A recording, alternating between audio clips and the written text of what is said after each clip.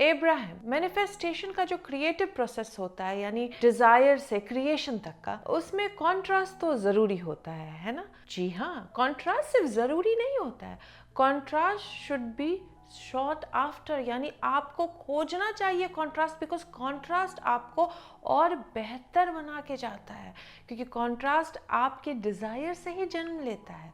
जब आप कुछ डिज़ायर करते हो तो कॉन्ट्रास्ट आता है, ताकि आप उस डिज़ायर तक बहुत ईजिली, आसानी से और बेटर वर्जन बनकर पहुँचे। बहुत अच्छा लगा ये सुन के इब्राहिम। अच्छा, एक और चीज़ मुझे पूछनी है, क्या ये फियर ज़रूरी है इस क्रिएटिव प्रोसेस के लिए? ज़रूरी नहीं है, लेकिन फियर आपको इंडिकेशन देता है कि आप इस वक्त किस इमोशनल स्केल में है। यानी आप अगर कोई डिज़ायर करते हो, तो आप अगर अपने इमोशन से नहीं जुड़े हुए हो, तो फिर आप अपने डिज़ायर तक कैसे पहुंचोगे? जैसे अगर पेट्रोल के डिस्प्ले पे हैप्पी स्टिकर लगा भी दोगे, लेकिन पेट्रोल रन आउट करने लगेगा, तो एक दिन आपकी गाड़ी बंद ही हो जाएगी। तो ये जो फियर है, ये इमोशनल रिस्पॉन्स है आपके मेंटल स्टेट का। आप अगर किसी चीज़ को लेके फ्रस्ट्रेटेड हो रहे हो, फ्रस्ट्रेशन से वो कहाँ जाएगा? वो आप फ्रस्ट्रेटेड होते होते यू विल बिकम मैड होते होते क्या होगा? धीरे धीरे धीरे धीरे धीरे वो डिस्पेयर में बदल जाएगा। आखिरकार आप फियर तक पहुंचोगे। और पता है फियर होता क्या है? फियर इंडिकेशन है उन चीज़ों का, यानी what you want and what you don't want, यानी आपको जो चाहिए और आपको जो नहीं चाहिए, उसका इंडिकेशन है फियर, यानी फियर के इमोशंस को लेके। और यहीं पे एक चीज़ समझने वाली होती है, वो होता है कि आपका जो इनर बीइंग है, आपका जो सोर्स एनर्जी है, वो फियर के दूसरी तरफ खड़ा है। यानी आपकी कोई डिज़ायर होती है, उस डिज़ायर के साथ अगर आपको फियर क्रिएट हो रहा है, इसका मतलब आप कहीं ना कहीं फोकस्ड हो उसके नेगेटिव एंड ऑफ स्टिक पे, यानी वो डिज़ायर पूरी नहीं होगी उस पे। लेकिन जैसे ही आप उस चीज़ पे फोकस्ड करते हो, ठीक उसी टाइम एक बहुत स्ट्रॉन्ग इमोशन क्रिएट होता है कि मुझे ये बिल्कुल चाहिए। तो फियर बुरा नहीं है, फियर इमोशनल रिस्पॉन्स है आपके डिज़ायर की, एक्चुअली चाहत का। कितनी चाहत है आपको उस डिज़ायर की, लेकिन उस फियर का इमोशन है आपके मेंटल स्टेट को बताने के लिए। लेकिन होता क्या है, इंसान फोकस्ड कर देते हैं ज़्यादा उस इमोशन पे, ना कि उस इमोशन का जो मेन पर्पस है ये दिखाना कि आपको एक्चुअली कितनी चाहत है उस डिज़ायर की।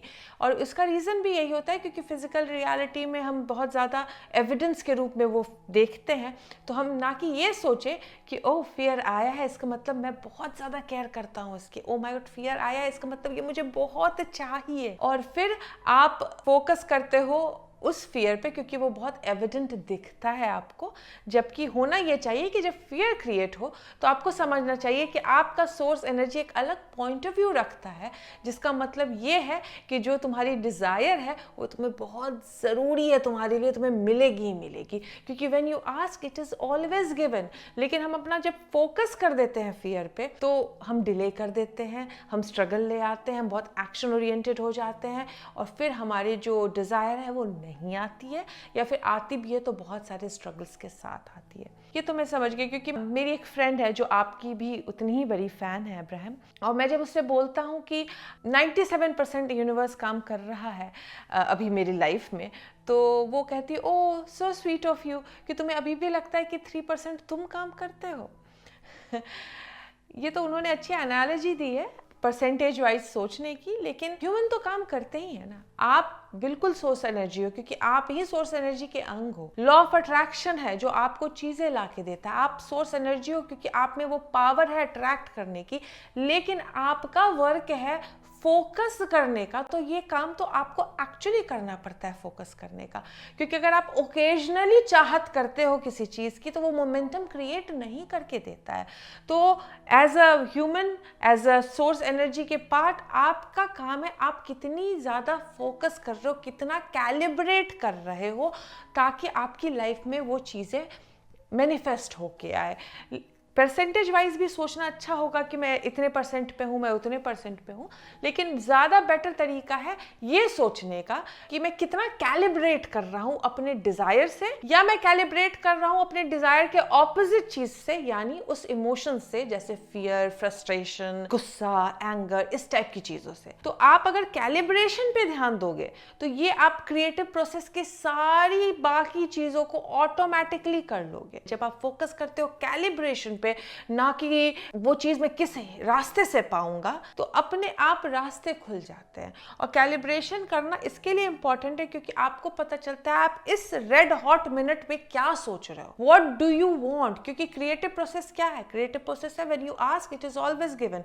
आपका जो डिजायर है वो ऑलरेडी वॉर्टेक्स में कंप्लीट हो जाता है, फिर आपको कैलिब्रेट करना होता है, यानी मापना होता है अपने इमोशंस को कि अभी आपने उस डिजायर के इमोशनल स्केल में पहुंचे हो कि नहीं पहुंचे।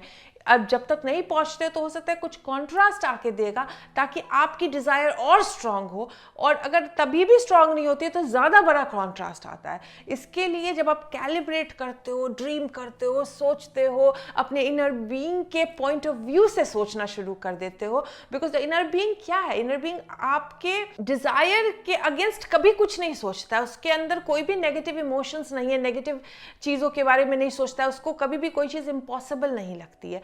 तो जब आपका ह्यूमन साइड, आपका ईगो आपको ये दिखाता है कि फियर है, नहीं हो सकता है, बहुत पॉसिबल नहीं है इसका होना, यानी जो फिजिकलनेस है इस दुनिया की वो दिखाने लगता है, उस वक्त अगर आप फोकस शिफ्ट करते हो अपने इनर बीइंग के पॉइंट ऑफ व्यू से, तो उसे कहते हैं कैलिब्रेशन करना। और कैलिब्रेशन बहुत सारे तरीकों से होता है।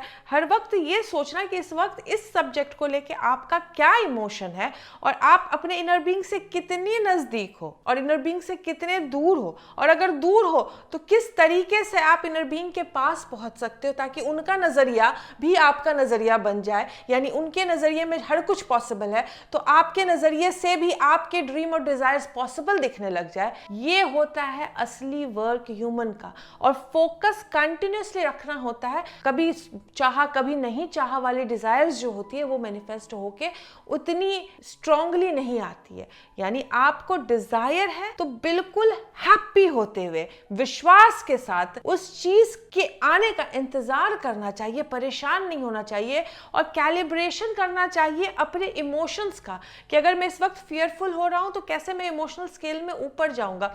और कैलिब्रेशन की सबसे बड़ी शर्त क्या होती है पता है? कैलिब्रेशन की सबसे बड़ी शर्त होती है कि कैलिब्रेशन किसी अल्टीरियर मोटिव के लिए नहीं होना चाहिए कि ये कैलिब्रेशन करके मैं ये पा लूंगा।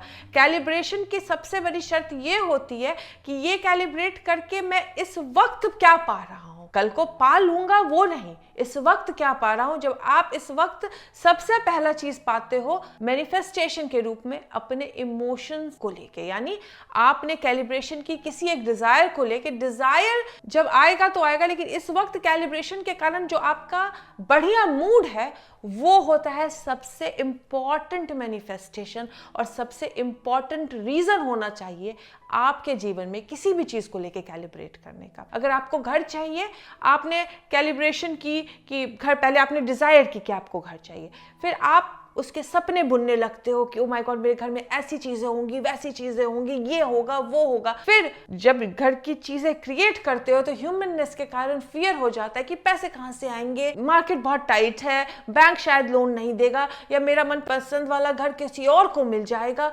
ऐसे सारे इमोशंस आपको घेरते हैं। तो उस वक्त आपका क्या काम होता है? कैलिब्रेट करने का। तो उस वक्त क्या करना होता है? आप स्क्रिप्टिंग करते हो, अफर्मेशन सुनते हो, लिस्ट ऑफ पॉजिटिव एस्पेक्ट्स करते हो और विजुलाइज करते हो, मेडिटेशन करते हो, ग्रैटिट्यूड वॉक करते हो। ये सारी चीजें कैलिब्रेशन का काम करती है। और फिर क्या होता है? फिर आपको ये सारी चीजें अल्टीरियर मोटिव के लिए नहीं करना चाहिए कि घर मिलेगा। जब आप कैलिब्रेट करते हो तो उस वक्त आपका सबसे इंपॉर्टेंट लक्ष्य होना चाहिए उस फियरफुल इमोशन, उस डाउट वाले इमोशन से कैसे मैं बाहर निकलूं। आपने जिस दिन डिजायर सोची ना, उसी दिन आपके पास वो डिजायर आ जाएगी। लेकिन ये जो प्रोसेसेस मैं बताती हूँ, ये जो चीजें आपको सुनने, कहने और देखने बोलती हूँ, वो सिर्फ आपके मूड को अच्छा रखने के लिए कहती हूँ। और यही आपका मेन लक्ष्य होना चाहिए कि मैं अपना मूड कैसे कर सकता हूँ अच्छा, क्योंकि जैसे ही मूड अच्छा होगा बाकी रास्ते, बाकी डिजायर, बाकी मटेरियल चीजें अपने आप आना शुरू हो जाती है। आपको कोई एडिशनल काम नहीं करना पड़ता है। लेकिन यहाँ पे गलती ये हो जाती है कि इन लोगों को लगता है कि मैं ये स्क्रिप्टिंग करके ये पा लूंगी। लेकिन स्क्रिप्टिंग करने का सबसे पहला अहम शर्त ये होना चाहिए कि स्क्रिप्टिंग को करके मैं अपना मूड अच्छा कर लूंगा। जब आप इस वे में कैलिब्रेट करने लगते हो तो आप देखते हो कि हमेशा आप बेटर तरीके से कैलिब्रेशन में आगे बढ़ रहे हो और मैनिफेस्टेशन आराम से आपकी लाइफ में आ रही है। एस्टर का सबसे पहला काम होता है कैलिब्रेट करने का। उसके अंदर जैसे ही कुछ नेगेटिव इमोशन जागता है, पेन पेपर लेती है और कैलिब्रेट करने लगती है, चाहे वो फोकस व्हील बना के कैलिब्रेशन करना हो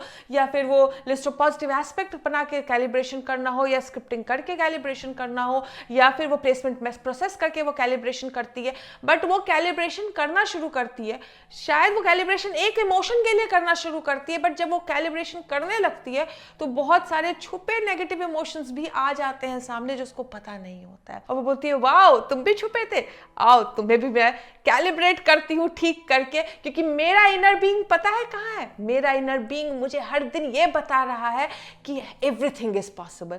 और सच यही है, आपका इनर बीइंग जो है आपके लिए हमेशा परफेक्ट सोचता है। और जब आप उसके हिसाब से सोचते हो तो आपको एक परम आनंद की अनुभूति होती है। लेकिन जब आप उसके अगेंस्ट सोचते हो तो इनर बीइंग आपके साथ नीचे नहीं आता है, वो वही स्टडी खड़ा रहता है और आपको बुलाता है come this way, come this way, come this way. और जैसे ही आप कैलिब्रेट करके अपने मूड को बेटर करने लगते हो और इनर बीइंग के मूड से जुड़ जाते हो तो सबसे ज्यादा इस दुनिया में खुश जो होता है वो होता है आपका इनर बीइंग। इसके लिए आपको गूज़बम्स आते हैं, क्योंकि इनर बीइंग ये इंडिकेशन देता है कि तुम जो इस वक्त सोच रहे हो, तुम जो इस वक्त फील कर रहे हो, ये बिल्कुल मेरे सोच, मेरी फीलिंग से मैच कर रहा है। और ये इंडिकेशन आपके बॉडी में गूज़बम्स के रूप में आता है। इसके लिए किसी भी मैनिफेस्टेशन को लेके कैलिब्रेशन कीजिए, उस मैनिफेस्टेशन के लिए नहीं, अपने इम्प्रूव्ड इमोशन के लिए।